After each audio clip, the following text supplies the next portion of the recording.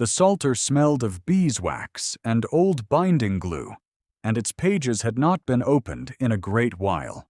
Dorothy Vale had been sent for it on a Tuesday morning in November, when the gray English sky pressed low against the leaded windows of Ashfield Park, and the fire in the Duchess's sitting room had burned down to pale ash. The Duchess wanted a particular passage, she said, the 23rd Psalm. Comfort for the cold season. The late Duke's private library was 2 corridors and a locked door from the Duchess's apartments, and Mrs. Oakes had given Dotty the key on a brass ring without looking up from her housekeeping ledger. "Be quick about it," she had said, which was all she ever said, and Dotty had tucked the key into her apron pocket and gone. She found the psalter on the 3rd shelf of the eastern case, between a commentary on Deuteronomy and a crumbling Fox's Book of Martyrs.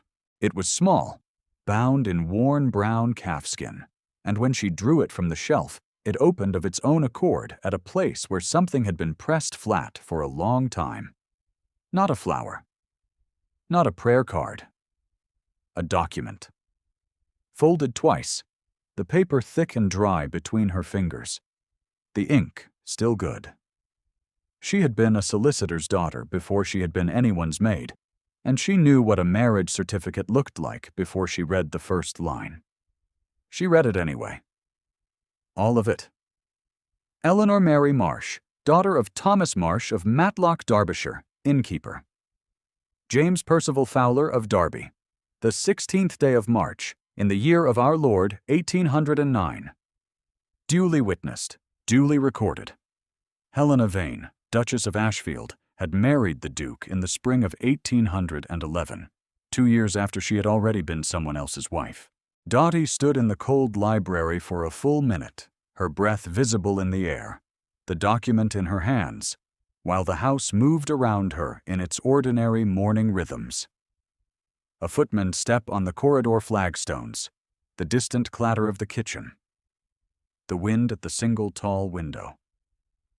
And then, at the far end of the east corridor, the sound of the Duchess's voice, and the lower voice of a man she did not know, and the word papers carried on the cold air before the sound rounded a corner and disappeared. She put the document back exactly where she had found it, closed the psalter, and carried it to the Duchess with her face perfectly still. She had been nobody's furniture before today. She was not certain what she was now. Dorothy Vale had come to Ashfield Park 9 months earlier, in the bleak weeks following the sale of her father's house and the settlement of his debts. He had been a good man and a careful one, but a client's default had caught him at 63, and the law was not sentimental. There had been a little furniture left and a smaller sum of money, and Dotty had sat in the bare parlor of the Northamptonshire house she had grown up in and calculated precisely how far each would take her. Not far enough for independence. Far enough for a decent character reference and respectable mourning clothes, and those were what a lady's maid required. The agency in London had placed her at Ashfield without difficulty. She was 24, well-spoken, good with hair, and presented herself without nerves. She had a father's training in the value of precision, and a solicitor's daughter's talent for noticing things that did not quite cohere. This last quality she had learned early to suppress in public. It was not a trait that endeared servants to employers. The Duchess had interviewed her for 12 minutes and engaged her without particular warmth. "You are sensible," she had said, in the tone of someone who considered this a merit, only slightly above adequate. "I find talkative women taxing." Dotty had said that she understood, and she had understood it rather more thoroughly than the Duchess intended. Ashfield Park was a Palladian house in the Northamptonshire countryside, its stone face pale against the autumn hedgerows, its interiors fitted out in the late Duke's taste for Turkey carpets and dark-paneled libraries. The Duke had died 3 years prior, leaving the Duchess in residence and the estate in the management of his nephew, Marcus Alderton, the Earl of Ashfield, who came twice monthly from his own property at Halberton Hall to review accounts and conduct the sort of quiet business that kept 200 tenant families fed through winter. The Earl arrived on the 1st and the 15th, stayed 2 nights, spoke almost entirely to the estate steward and the solicitor Merritt, and departed without ceremony. The house was, in the servants' opinion, a tolerably comfortable place to work. The Duchess was exacting and occasionally cold, but she kept regular hours, paid on time, and did not throw things. The Earl was silent. His infant daughter Agnes lived in the nursery on the 3rd floor under the care of a nursemaid named Betts, and the house accepted this small life as it accepted the coal and the candles as a practical necessity, quietly maintained.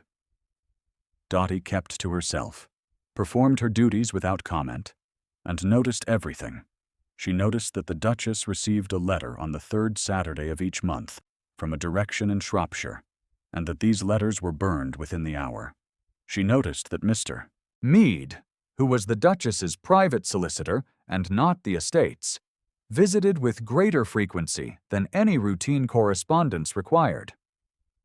She noticed that when the Earl of Ashfield entered a room where the Duchess stood, the Duchess's hands stilled at whatever they held for the space of precisely 3 seconds. Not fear, exactly. Calculation. She had been noticing these things for 9 months. The Salter had given them a grammar. Mr. Meade came to Ashfield on a Thursday in the last week of November, and Dotty was setting out the morning room when she heard his voice from the Duchess's sitting room, low and deliberate through the half-closed door. She did not slow her pace. She did not lean toward the gap. She had a solicitor's daughter's ears, and the sound carried perfectly well from where she stood. "The library, Mr. Meade was saying. The late Duke was a man of thorough record-keeping. If anything was placed there before his death, it may still be there. It would be prudent, Your Grace, to have it looked over." A pause. "If anything was there," the Duchess said, "it was disposed of long ago. The girl knows nothing." A small sound, a cup set down too firmly. "She has been in the library once, on my own instruction. She is a maid. Mr. Meade, she reads hair ribbons, not documents." Mr. Meade said something Dotty could not hear. The Duchess's voice, when it returned, was steady. "Then let it remain as it is. The library is not your concern." Dotty moved out of range and finished folding the morning-room serviettes with even, unhurried hands. The document was still in the Psalter. She had confirmed this herself, having been sent back to the library 2 days later with a candlestick. And she had stood for 30 seconds looking at the calfskin spine before walking out again with the candlestick and nothing else. The certificate was not hers to take. It was not hers to destroy. What it was, she had not yet been able to determine. She told herself this uncertainty was reasonable. She told herself it had nothing to do with the Earl of Ashfield crossing the hall that same afternoon, pausing on the library threshold to look back at her, and then looking away before she had done anything at all to deserve it. On a Friday evening in the 2nd week of December, the fire in the main drawing-room had burned well, and Miss Lydia Croft of Penrose House was seated to the Earl of Ashfield's left, with a white gown the color of fresh milk and a composure that suggested she had rehearsed it. She was 22 and fine-boned, and had been brought to Ashfield for the week by the Duchess's deliberate arrangement, and she was doing everything correctly, asking the right questions, laughing at exactly the measured interval propriety allowed. Her mother watched from the far settee with an expression of polished expectation. Dotty poured Madeira from the side table and kept her eyes on the decanter. It was the sort of gathering she had been at the edges of 100 times, with the good china used, the candles doubled, the hosts arranged in tableaux. She had grown up at the edges of such gatherings, delivering papers to her father's clients while the ladies took tea in the next room. She was practiced at the particular quality of invisibility that tables like this required. She poured and withdrew, and returned when glasses were low. She did not look at the Earl. She had been not looking at him with increasing deliberateness for the better part of 3 weeks, and she was growing tired of the effort it required. He had a face that did not apologize for itself, which was the first thing she had noted about him, back in September when she had set his traveling coat on the hall chair, and he had said nothing, neither rudely nor dismissively, only looked at the chair with his particular quality of still attention, as if confirming it existed. He was tall and built without any softness, with dark hair that he wore unfashionably short, and eyes that were gray in poor light, and something closer to dark green when a good fire caught them. He spoke to the steward in clipped sentences that conveyed precisely what he intended, and nothing else. He had not spoken directly to Dotty except once, on a Wednesday afternoon in November, when she had been coming out of the library with the candlestick, and he had appeared from the corridor and stopped.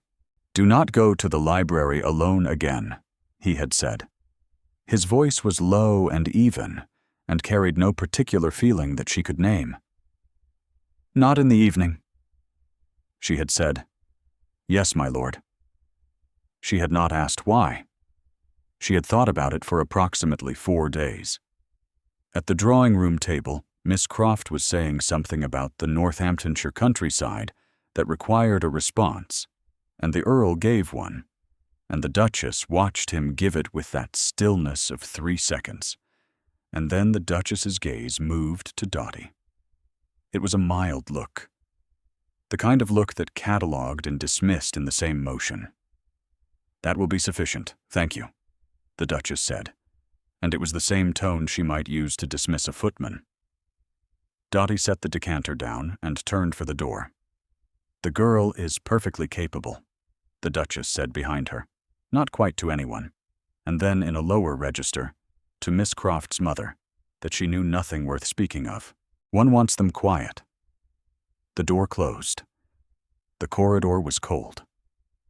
Dotty stood in it for a moment with her hands quiet at her sides, cataloguing the feeling in her chest with the same precision she had been taught to apply to everything else. Not wounded.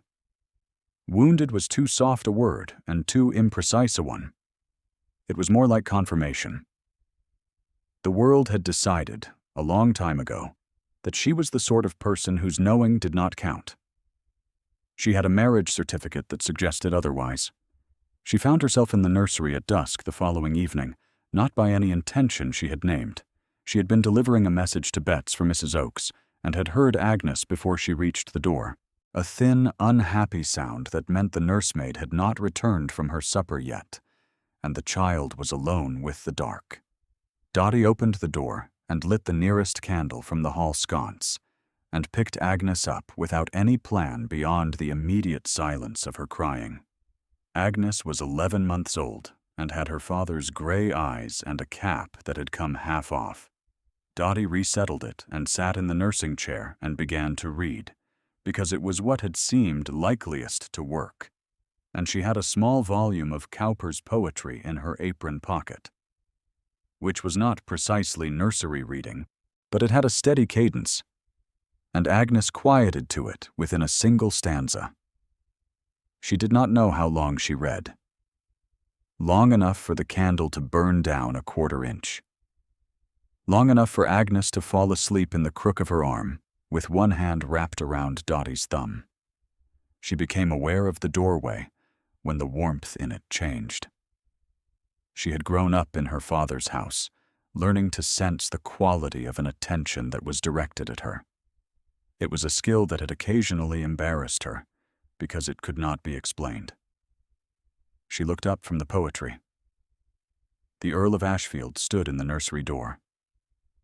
He was still in his day coat, a candle of his own in one hand, and he was looking at them, at Agnes asleep, at Dotty holding her, with an expression she could not immediately name because she had not seen it on him before. Not coldness. Something farther back than coldness. Something that had lived behind the coldness for long enough to be still. She began to rise, and he said, "Oh no, quietly, so as not to disturb Agnes. And she stilled. He stood there for what felt like 3 full minutes. She did not speak. He did not come further into the room. He looked at his daughter in someone else's arms with that expression she could not name. And then he looked at Dottie, and she held still under the looking, as if it were the kind of thing she knew how to do. He left without speaking.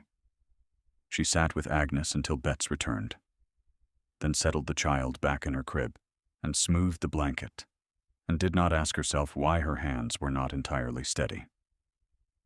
If you have ever waited for someone to tell you what they have seen in your face, stay a little longer. She could not yet. 2 days before Christmas, the Earl took her to the upper gallery to show her a portrait. He had not announced his intention to do this. He had encountered her in the lower hall while she was delivering the Duchess's morning correspondence to the writing desk, and he had said, "Come with me." And she had followed him upstairs in something between bewilderment and the certainty that she was not going to refuse. The gallery was cold and smelled of old varnish. 3 rows of Ashfield ancestors looked down from their frames with the particular vacancy of the long-painted dead. He stopped in front of the second frame from the western window. A young woman in a pale gown, dark-haired, with a look of direct and somewhat amused intelligence. The painting was recent enough for the paint still to have a quality of life about it. "My wife," he said. The 2 words were level, given without preface. "Catherine." Dottie looked at the portrait and said nothing, because there was nothing to say that did not risk overstepping. "She died the November before last." He was not looking at her. He was looking at the painting with the same quality of still attention he brought to everything. Agnes was 3 days old. She had asked to hold her once, the morning after the birth, and she did not wake again. The Psalter was in Dottie's apron pocket. She had retrieved it that morning from the library, unable to explain to herself why she could not leave it there another day, and she had tucked it inside her outer apron with the document still folded against the spine. It was there now, a solid rectangular weight, pressing against her hip while he stood before his wife's portrait, and said the single worst thing she had ever heard spoken in that tone. She understood, in that moment, why he commanded rather than comforted. She understood the nursery door. She understood the quality of his stillness, which was not coldness at all, but the controlled management of something that had no safe container. She stood beside him in the cold gallery and did not reach out her hand, though her hand made a small involuntary movement that she stopped before it arrived. Her breath came out white in the air. His shoulder was 6 inches from her own. "I am sorry," she said at last. Not the word one said automatically, but the word that was true. He turned and looked at her directly. A long look. The gray-green eyes carrying their particular weight of attention. Then he said, "Yes," and looked back at the portrait. And after a moment he said, "Come away from the cold." And she followed him back down the stairs, while the Psalter pressed against her side, like a small kept secret of her own. She had not decided anything yet. She told herself this very firmly. She had not decided anything at all. The Duchess's rooms were searched on the 23rd of December. Not officially. Not with any announcement. Dottie returned from delivering Agnes's evening meal to the nursery to find the drawer of her small dresser pulled out an inch, the hems of her hanging dresses disturbed, and her mending basket set at an angle it had not been at when she left. Nothing had been taken. There was, in truth, very little to take. She stood in the middle of her room and noted these things, and then looked at the empty place in her apron where the Psalter had been that morning before she had decided, for the 3rd and final time, that she could not go on carrying it. It was not in the room, because she had already returned it to the library at dawn. She had gone to the late Duke's bookcase in the gray December morning and set the Psalter back between the commentary and the Fox, and then she had stood in the cold library and asked herself very precisely what she intended to do, and found that she had known for some time. She had written the information down in a letter, sealed it, and addressed it to Mr. Merritt, the estate solicitor, at his office in the village of Ashfield Parva. She had given it to the second undergroom at the stable door before the household was fully awake, with a half-crown that was nearly the last of her wages, and asked him to write it down. Then she had come inside and gone about her work and waited for the day to turn. It turned badly. Mrs. Oakes summoned her to the housekeeper's parlor at 4 p.m, with the expression of a woman delivering news she would prefer not to carry. "His lordship has asked to see you," Mrs. Oakes said, without meeting her eyes. "In the study. Now." A pause. "Her Grace has spoken to him this morning. She has told him that you have been going through private correspondence." Another pause. Briefer. "She said he ought not to trouble himself with your account of things, that the girl knows nothing worth crediting." Dotty kept her face very still. "Thank you, Mrs. Oakes," she said. The study was a brown room with a fire and a writing desk, and the Duchess was already there when Dotty arrived, seated in the chair beside the window with her hands in her lap, and an expression of patient sorrow. The Earl stood at the fireplace. He did not look at Dotty when she entered. His jaw was set at its hardest angle. The Duchess said, "There she is," in a tone of sorrowful patience. He said, with the same precision he used for everything, "Miss Vale, it has been reported to me that you have been reading correspondence not intended for your eyes and making claims about the contents to members of the household." He paused. He looked at her then, a long and level look. "Have you anything to say to this?" She looked back at him. The Psalter was in the late Duke's library. Her letter was in Mr. Merritt's hands, or it was not. There was nothing in this room that she could produce. She thought of Agnes and the nursing chair, of his face in the gallery before the portrait of Catherine, of all the small deposited weight of the past 3 months. "I have nothing to say at present, my lord," she said. "Not yet." He looked at her for another long moment. She did not look away. The Duchess said quietly, to no one in particular, that the girl knew nothing worth crediting. The third time she had said it. And the last. And she said it with a finality that was also a relief. The Earl said, "You may go, Miss Vale."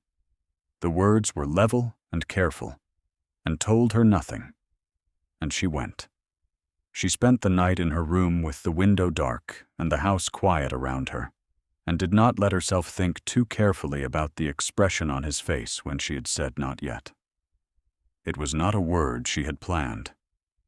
It had arrived of its own accord, as the truth occasionally does when one has no armor left. Mr. Merritt arrived at Ashfield Park on the morning of Christmas Eve. He came in a hired chaise with his clerk and a leather satchel, and he asked to see the Earl of Ashfield on a matter of the estate. Mrs. Oakes, who had a nose for the altered quality of an ordinary morning, sent for Dotty immediately. "His lordship is in the main drawing-room," she said, and then added, without expression, that her Grace was also there, and Miss Croft and her mother, who have come for the holiday. The drawing-room was the same room where the Duchess had said the girl knows nothing, while Dotty stood at the side table with a decanter. The same pale winter light in the long windows. The same furniture arranged for company. Miss Croft in another white gown, her mother beside her, and the Duchess standing near the fire, with the particular composure of a woman who has controlled rooms for a long time, and does not expect this one to be different. Mr. Merritt stood just inside the door with his satchel and his clerk, and he had the expression of a man performing a task he had not requested, and found somewhat irregular. He asked to speak to the Earl privately. The Duchess said, pleasantly, that whatever concerned the estate could be said in the presence of the family. Marcus, standing at the writing desk with his arms crossed, looked at Merritt once and said, "Go ahead, Merritt." Merritt opened his satchel. He produced the letter Dotty had written. He produced the document she had described in it. He laid them both on the writing desk and explained, in the careful flat voice of a solicitor reviewing facts, what they were. The certificate of marriage between Eleanor Mary Marsh and James Percival Fowler, dated March 16, 1809. His office had confirmed that morning that one James Percival Fowler of Derby was alive and in residence at his home in Shropshire. There had been no dissolution of the marriage. The room was very still. The Duchess said, "This is absurd." Her voice did not waver. Her hands in her lap had gone to white at the knuckles. "This is the fabrication of a servant with a grievance. She is a maid. You cannot seriously intend to credit this." She stopped. The Earl of Ashfield had crossed the room in 3 strides and was standing before Dotty. She had not moved from the doorway where Mrs. Oakes had placed her. She stood in her plain gray work dress with her hands at her sides and met his look directly. And his face was doing the thing she had first seen in the nursery door, the thing that had lived behind the coldness. He said, in the measured, precise voice that carried to every corner of the room, "Miss Vale's account is correct. The certificate is genuine. Not to the Duchess, not to Miss Croft or her mother, to the room in full, with the weight of his title and his name behind it." The Duchess's hands unclenched, and then stilled. Miss Croft's mother said something low to her daughter. Merritt's clerk was writing. The fire crackled in the grate, and the pale Christmas Eve light came through the windows and lay across the carpet in long, pale stripes, and Dotty felt something shift in her chest that was not triumph and not relief, and was something quieter and more permanent than either. The Duchess did not cry. She was a woman who had constructed herself too carefully for that. She sat down in the chair nearest the window and held herself upright and looked at the certificate on the writing desk for a very long time. When she finally spoke, it was not to Marcus and not to Merritt, but to the room at large, to nobody, and to the consequence of everything she had done. And she said only, "I thought it was gone." A quiet sentence, the weight of 3 years in it. She left Ashfield before the new year with Mr. Meade in attendance, and a settlement arranged through Merritt's office that was less than she would have had as the Duke's lawful widow, and more than the law required. She did not speak to Dotty again before she went. She did not need to. By February, Agnes had 6 new teeth, and a particular enthusiasm for pulling the pages of any book left within her reach, which Dotty had learned to account for by holding every volume at arm's length, and reading aloud with the kind of performance that made the child's face crease with delight. The library had become their regular afternoon territory. The fire built up warmly, and Agnes sat in her padded basket on the hearthrug, while Dotty sat in the chair with whatever came to hand. This was where he found them on a Thursday afternoon in the last week of February, 3 months and a little more since Christmas Eve. He came through the library door in his day coat, with the look of a man who has crossed a room with intention and has not entirely decided whether he will admit to that intention when he arrives. He stopped a few feet from the basket. Agnes looked up at him with her gray eyes, and then returned her attention to the corner of a velvet toy she had been chewing. Dotty closed the book. He looked at Agnes. He looked at the fire. He looked at the chair where Dottie sat and at her hands on the book's cover. And his face was doing the thing again. The thing that was not coldness. He said, "Dorothy." Just that. Her given name, the first syllable falling with an unhurried care that made it plain he had chosen it deliberately. Not Miss Vale. Not the girl. Her name in his voice, offered like something he had been deciding whether to give. She understood that it was not a command. She looked up at him in the fire-lit library with his daughter on the hearthrug between them, and the Psalter on the third shelf of the eastern case, and the winter outside the tall window, and she let herself understand it. Fully, without remainder. "Yes," she said. It was not a complicated answer. Some answers do not require to be complicated.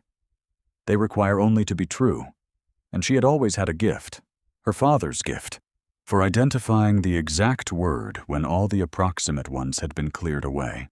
Agnes made a small, imperious sound and held the velvet toy up toward Marcus, which was either an accusation or an invitation. And he bent down to take it. And his shoulder was warm against Dottie's knee. And the fire burned steadily. And outside the February light was already, faintly, beginning to change. If you have stayed until the end, you know what it cost her. Leave a word below for the moment you knew she would not stop. This library is large enough for all of them. She had arrived at Ashfield Park 9 months ago with a character reference and respectable morning clothes and the precise, suppressed quality of noticing everything. She had been nobody's furniture and nobody's anything. She had thought she was practicing endurance. She had been, in truth, only waiting for the moment when the right person looked up from his own long winter and found her already there. The weeks between Christmas and February were not uneventful. There was the matter of the Duchess's household, which had to be reorganized when she departed. There was the matter of the estate's legal standing, which Merritt handled with a thoroughness that required 4 visits and 2 letters to a King's Bench barrister before anything was settled to everyone's satisfaction. There was the matter of Agnes's nursemaid Betts, who had not been involved in any deception and was therefore retained, though Dottie took to spending afternoons in the library because that was where Agnes liked the fire, and the fireplace had a very good grate, and the light was best for reading aloud, and these were all entirely practical considerations that had nothing whatsoever to do with the fact that the Earl came to check the estate correspondence each afternoon at 3, and the library was on his way from the study. Mrs. Oakes observed all of this with the expression of a woman who has served in houses long enough to know how they turn. She said nothing. She made tea for the library with an extra cup and said that the draught under the corridor door wanted mending and that the lamp oil needed replenishing, and that was all the commentary she offered. Dottie settled into the small, ordinary hours of a changed house. She pressed the Duchess's abandoned gowns for the charitable societies and supervised the packing of the withdrawing room furniture into its dust sheets, and took Agnes for morning walks in the walled garden when the frost was not too hard, pulling the perambulator along the gravel paths while Agnes examined the bare rose canes with the focused deliberation of a very young scholar conducting field research. The garden was lovely even in winter, with its stone walls and its clipped yew hedges and the quality of silence that old gardens have, the kind that holds its seasons lightly, the kind that has had a long time to practice patience. She thought, walking there, of her father's garden in Northamptonshire, which had been a smaller and less formal affair, a kitchen garden more than anything, with bean canes in summer and the smell of turned earth in autumn. She thought of the parlor where he had kept his ledgers and the way the winter light had come through that window onto the tabletop, just so. She was not accustomed to grief arriving in the middle of an entirely different season, but it had a way of choosing its own entrance. Marcus found her there one morning in January, standing at the end of the gravel path with the perambulator in front of her, and a look on her face she had not meant to be visible. He had come out of the house in his riding coat with a document in hand and stopped on the path when he saw her. He looked at her for a moment. Agnes made a sound of greeting. "Come inside," he said. "It is too cold." She almost smiled. Not at him, not quite, but at the quality of the order itself. She had been outside for 20 minutes and was entirely warmly dressed, and the temperature was milder than it had been all week. "Yes, my lord," she said. "Marcus?" he said, as if correcting a misapprehension. She looked at him directly. His face was composed and slightly intent, the way it always was when he had said a thing he intended and was waiting to see whether it had landed correctly. "Marcus," she said. He held the gate for her and the perambulator, and they walked back through the house in something that was not quite silence and not quite conversation. And Agnes fell asleep before they reached the library door. There was also the morning he had found her crying, which she would have very much preferred had not happened. She was a private person about things of that order.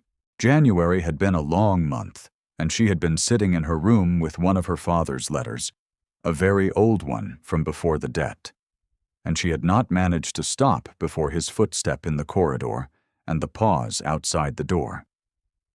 He had knocked. She had not answered. He had come in anyway, with the particular quality of authority that this house had apparently given him the latitude to exercise, and found her in the chair, with her eyes wet and the letter in her hand. He stood in the doorway and looked at her with his face at its most still. She said, "I beg your pardon, my lord," and began to fold the letter. "Marcus," he said again, quietly, and then told her to eat something before she went up that night. It was the wrong thing to say, and entirely the right thing, in the way that his orders always seemed to be. And she laughed despite herself. A small, wet, ungraceful sound. And he watched her do it, with the closest thing to warmth she had yet seen on his face. He brought her tea himself, from the drawing-room tray, and set it beside the chair without comment, and left again without ceremony. And she drank it, and did not cry again, at least not that day. These were the weeks. They accumulated in the way that weeks do when one is paying attention. By February, she had learned to read his silences, the way she had learned to read her father's account books, attending to what was present in the gaps, for what the structure implied about the numbers that weren't there. He was not a man who said more than the minimum required, but the minimum, she had discovered, was considerably more than it had first appeared. He asked once what she had been reading in the library. He stopped once when she was pinning Agnes's cap back into place and watched the operation with an attention that seemed out of proportion to its importance. He said her name, once in passing, just Miss Vale, the ordinary address, and then corrected himself immediately to Dottie, and then appeared to reconsider, and said, "Dorothy," as if trying out which one fit, and she had been so occupied with the sensation of hearing him work through the question that she had entirely failed to respond. She was, in other words, in considerable difficulty. She was aware of this. She was aware that she was a lady's maid in a house where she had been retained because the Earl required a domestic staff and had not thought to release anyone, and that a great deal separated this fact from the fact of his face in the nursery doorway, or the warmth of his shoulder in the gallery, or the quality of his voice when he said her name. She was a solicitor's daughter. She could count. What she could not do, and had failed to do with any regularity since late November, was make herself care about the counting. She had been her father's daughter in every useful respect. She had his precision and his memory and his gift for the relevant detail, and she had his habit of sitting with a thing until she understood its true dimensions, rather than the dimensions she wished it to have. She sat with this. She examined it from all the angles that remained in her reach. What she found at the end of the examination was simple. She was 24 years old and had been, for most of her life, the kind of person that rooms decided not to see. She had made a private accommodation with this fact, a working arrangement, efficient and unsentimental.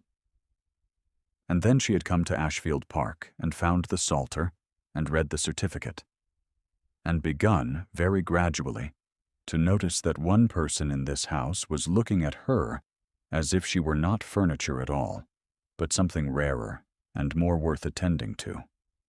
She could not make herself dismiss this. Her father had also taught her that when the evidence does not align with the theory, one revises the theory. So that was February. Agnes, with her 6 new teeth and the velvet toy and the fire-lit library afternoons, and the quality of the house changed around all of them like a room in the moment before the fire is properly lit.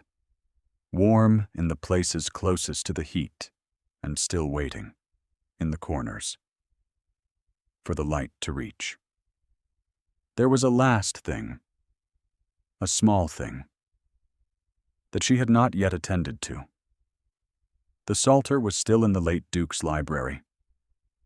She had returned it there on the morning she wrote the letter to Merritt, and in all the weeks since, through the legal proceedings and the departure and the reorganization and the slow business of the house finding its new shape, she had not moved it again.